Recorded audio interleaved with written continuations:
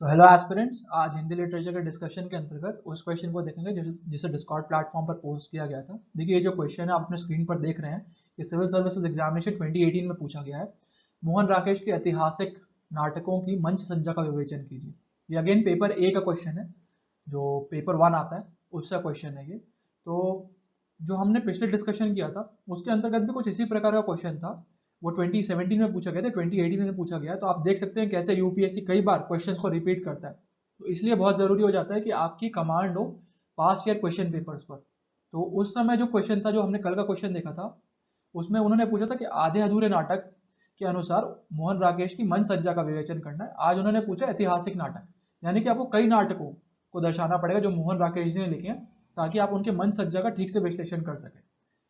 तो इस क्वेश्चन को देखने से पहले, जैसे हम हमेशा करते हैं कि एक कंसेप्ट डिस्कशन देखेंगे। पिछले कुछ वीडियोस के अंतर्गत हम आषाढ़ के एक दिन का डिस्कशन देख रहे हैं। 2 अंकों का डिस्कशन हमने देख लिया। आज हम तीसरे अंक का डिस्कशन देखेंगे, जो लास्ट या आखिरी अंक है इस नाटक का। देखिए, जो तीसरा अंक है उसमें यही 3 प्रमुख पात्र भूमिका निभाते हैं, मल्लिका, कालिदास व वेणु। जैसे हमने दूसरे अंक में देखा था कि कालिदास कश्मीर जा चुका है, वो गांव तो आया लेकिन वो मल्लिका से मिला नहीं। अब जब ये तीसरे अंक की शुरुआत होती है तो कुछ और साल बीत जाते हैं, और अब अंबिका की मृत्यु हो गई है और अंबिका की जगह मल्लिका ने ले ली है।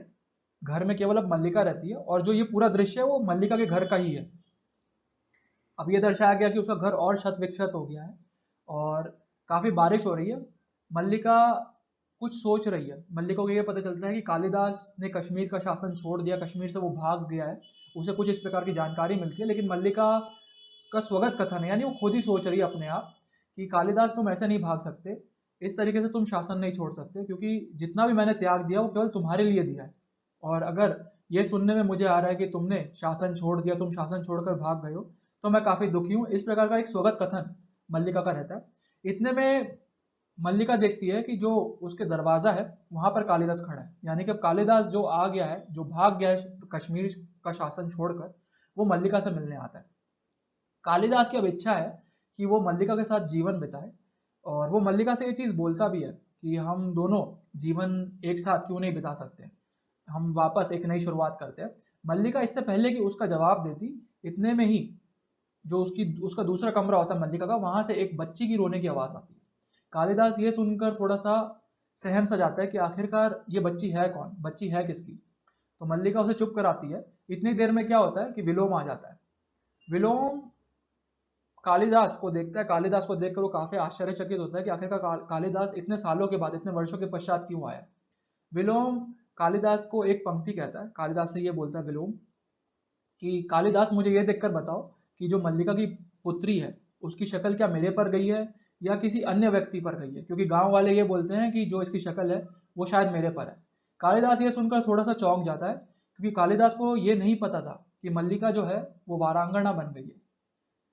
तो विलोम यहाँ पर ये चीज बोलकर चला जाता है।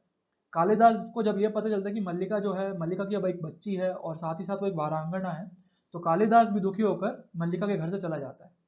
मल्लिका अंततः नाटक में, क्योंकि अब नाटक का अंत हो रहा है, मल्लिका पुनः अपने घर में बैठी हुई है और रो रही है। तो जैसे मैंने बताया था पहले ही, पिछले 3 अंकों के अंतर्गत यदि आप अंकों का अंत देखेंगे, तीनों अंकों के अंत में देखेंगे, तो मल्लिका तीनों अंकों के अंत में रोई है। जो पहला अंक था वो इसलिए वहां पर रो रही थी क्योंकि कालिदास चला गया था। दूसरे अंक में इसलिए रो रही थी क्योंकि उसे आशा थी कालिदास उससे मिलने आएगा, लेकिन कालिदास उससे मिलने नहीं आया और फिर भी वो रोती, इसी कारण से वो रो रही थी। और जो तीसरा अंक है, कालिदास यहाँ पर मिलने तो आया, वो चाहता था कि कालिदास चाह भी रहा था कि वो मल्लिका के साथ जीवन बिताए, लेकिन जब कालिदास को सत्य पता चलता है कि मल्लिका वारांगना बन चुकी है, तो कालिदास अब उसके साथ जीवन नहीं बिताना चाहता और इसीलिए वो छोड़कर चला जाता है। तो तीनों के तीनों अंक में मल्लिका की भावुक स्थिति को दर्शाया गया है। इसी कारण से ये जो नाटक है, जो रचना है, वो इतनी मार्मिक बन जाती है, क्योंकि मल्लिका जिसने इतना जीवन भर त्याग दिया जिस व्यक्ति के लिए, जिस कालिदास के लिए, उस कालिदास ने अंततः उसे नहीं अपनाया। तो चलिए अब आज के प्रश्नों को डिस्कस करते हैं। देखिए, यदि आपके पास आज का क्वेश्चन नहीं है तो इस वीडियो के डिस्क्रिप्शन बॉक्स में जाकर आप आज का क्वेश्चन देख सकते हैं। क्वेश्चन वैसे भी वीडियो के स्टार्टिंग में दर्शा दिया गया था। तो जो क्वेश्चन की प्रमुख डिमांड है वो ये है कि ऐतिहासिक नाटकों की मन सज्जा का विवेचन करना है। तो जो मन सज्जा होगी वो आपके आंसर का मेन बॉडी या आंसर का प्रमुख भाग, उत्तर का प्रमुख भाग होगा। तो विभिन्न जो तत्व होंगे मन सज्जा के, जैसे हमने पहले भी वीडियो के अंतर्गत देखे थे कि क्या क्या मन सज्जा के तत्व होते हैं, वो आपको दर्शाने पड़ेंगे और उसके अनुसार आपको विश्लेषण करना पड़ेगा। सबसे पहले भूमिका लिखेंगे। भूमिका में आप 3 से 4 पंक्तियों के अंतर्गत ये दर्शाएगी मोहन राकेश जी अपने नाटकों के अंतर्गत, विशेषकर ऐतिहासिक नाटकों के अंतर्गत मौलिक तत्वों को लेकर आते हैं। वो ना तो भारतीय शैली का पालन करते हैं और ना ही पाश्चात्य शैली के तत्वों का पालन करते हैं। उनके नाटकों में मौलिकता नजर आती है। देन मन सज्जा, जो आपके आंसर की मेन बॉडी होगी, उसमें आपको दर्शाना पड़ेगा कि कई तत्व होते हैं। उद्देश्य जो रहता है मोहन राकेश जी के ऐतिहासिक नाटकों का, वो हमेशा से ये रहता है कि जो वर्तमान समय में मध्य वर्ग है वो किस प्रकार की समस्याएं झेल रहा है, जैसे कि व्यक्तित्व विखंडन है, पारिवारिक टूटन है, आत्मनिर्वासन है। ये सारी समस्याएं जो मध्य वर्ग झेल रहा है, उसे ही मोहन राकेश जी अपने नाटकों के माध्यम से दर्शाते हैं। यही उनका उद्देश्य है। देन आप दर्शाइए कि जो इतिहास का तत्व है मोहन राकेश जी के नाटकों के अंतर्गत, भले वो ऐतिहासिक नाटकों में इतिहास को लेकर आते हैं, लेकिन इतिहास इतना प्रगाढ़ नहीं होता है कि यदि दर्शक है उसे इतिहास नहीं पता तो उसे नाटक ही समझ में नहीं आएगा। यहाँ पर आप तुलना करवा सकते हैं जयशंकर प्रसाद के स्कंदगुप्त से।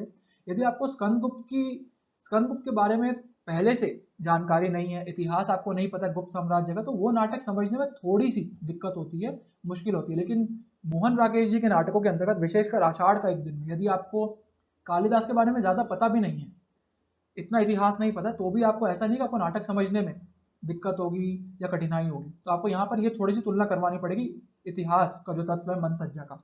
देन आप ये बताइए कि कितना समय लगता है मोहन राकेश जी के नाटकों को खेलने में।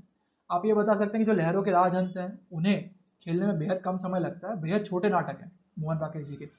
कृपया करके आधे अधूरे नाटक का यहाँ पर उपयोग मत कीजिएगा, या आधे अधूरे नाटक का यहाँ पर आप इस्तेमाल मत कीजिएगा, क्योंकि क्वेश्चन की डिमांड है ऐतिहासिक नाटक। जो आधे अधूरे नाटक है वो ऐतिहासिक नाटक नहीं है। तो आपको लहरों के राजहंस और साथ ही साथ आषाढ़ का एक दिन, ये कुछ प्रमुख ऐतिहासिक नाटक है, आप वो दर्शा सकते हैं। तुलना करवाइए पुनः प्रसाद जी से। आप दर्शा सकते हैं कि प्रसाद जी के जो नाटक हैं उनमें 5 अंक 33 दृश्य रहते हैं, कितने लंबे नाटक हैं, उन्हें खेलने में ज्यादा समय जाता है। देन बताइए अभिनेता। अभिनेता की दृष्टि से मोहन राकेश जी ने काफी मौलिक तत्वों को लेकर आया है। आप ये बता सकते हैं कि कैसे मोहन राकेश जी एक ही चरित्र से विभिन्न पात्रों को खिलवाते हैं, और ये अभिनेता का जो मौलिक तत्व है मोहन राकेश जी के अंतर्गत। या तो आप ये भी दर्शा सकते हैं कि जो चरित्र हैं वो आपस में घुलते मिलते हुए नजर आते हैं।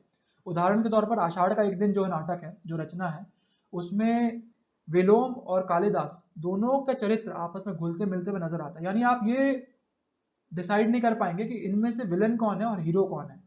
एक्चुअल में ना विलोम हीरो है ना ही कालिदास हीरो है, लेकिन जो विलन के तत्व है, खलनायक का जो तत्व है, नायक और खलनायक, ये दोनों ही आपस में घुलते मिलते नजर आते हैं। इसी तरीके से जो अंबिका है और साथ में जो मल्लिका है, अंततः उन दोनों का भी चरित्र आपस में घुलते मिलते हुए नजर आता है। ये जो मौलिक तत्व है, यह आपको अन्य किसी भी रचना में या अन्य किसी भी रचनाकारों की रचना में, चाहे प्रसाद जी की ले लीजिए, भारतेंदु की ले लीजिए, उनमें ये आपको तत्व नहीं मिलेगा। तो आपको ये दर्शाना पड़ेगा कि कैसे अभिनेता में मोहन राकेश जी ने मौलिकता लेकर आई। देन आप बताइए ध्वनि योजना भी बेहतरीन है। उदाहरण के तौर पर आप पुनः आषाढ़ का एक दिन यहाँ पर ले सकते हैं कि मोहन राकेश जी ने जो बादलों की गड़गड़ाहट है या घोड़ों की टाप है, उन ध्वनियों के माध्यम से जो चरित्र है उनकी मनस्थिति को सामने लेकर आने की कोशिश की है, और उसमें वे सफल भी हुए हैं। तो आप यहाँ पर ये उदाहरण दे सकते हैं ध्वनि योजना का कैसे सटीक इस्तेमाल मोहन राकेश जी करते हैं। आप और भी कई सारे तत्व लेकर आ सकते हैं, जैसे कि आप ये बताइए कि प्रकाश योजना का मोहन राकेश जी ने कैसे उपयोग किया है, निर्देशक हेतु केंद्रीयता दी है। देन आप ये भी दर्शा सकते हैं कि फ्लैशबैक यानी कि पूर्व दीप्ति का भी प्रयोग मोहन राकेश जी करते हैं। तुलना जरूर करवाइएगा, क्योंकि यहीं पर आपको ज्यादा नंबर मिलेंगे। अगर केवल मन सज्जा लिख कर आ गए और तुलना नहीं करवाई तो एवरेज अंक मिलेंगे, एवरेज नंबर्स आपको दिए जाएंगे। तुलना जरूर करवाइएगा विभिन्न नाटकों से और विभिन्न रचनाकारों से, ताकि आप ये बता सके कि मोहन राकेश जी ने अपनी रचनाओं में कैसे मौलिक तत्वों को शामिल किया। देन उसके पश्चात आप प्रासंगिकता दर्शा दीजिए। जो आपका निष्कर्ष ही होगा, आपको ये लिखना है कि मोहन राकेश जी की रचनाएं आज भी कैसे प्रासंगिक है, क्योंकि वर्तमान समय की जो मध्यवर्ग की समस्याएं हैं, जैसे मोहन राकेश जी अपनी रचनाओं में दर्शाते हैं, वही बिल्कुल वही समस्याएं वर्तमान समय में भी दिखती है। और इसी कारण से मोहन राकेश जी का नाटक या विभिन्न ऐतिहासिक नाटक आज भी साहित्य की भूमि पर प्रासंगिक नजर आते हैं। कुछ इस प्रकार का अंत करके आप इस उत्तर को समाप्त कर सकते हैं। तो ये कुछ प्रमुख डायमेंशंस हैं जो आपके आंसर्स में आने चाहिए। ये आंसर की प्रमुख डिमांड है। हो सकता है आपके पास और अच्छे डायमेंशंस हो और अच्छे उदाहरण हो, आप बिल्कुल उन्हें शामिल कर सकते हैं, कोई दिक्कत वाली बात नहीं है। मैं आशा करता हूँ आपको चीजें समझ में आई होगी। कोई भी डाउट्स होंगे तो प्लीज आप डिस्कॉर्ड प्लेटफॉर्म पर पूछ लीजिएगा। बहुत बहुत धन्यवाद।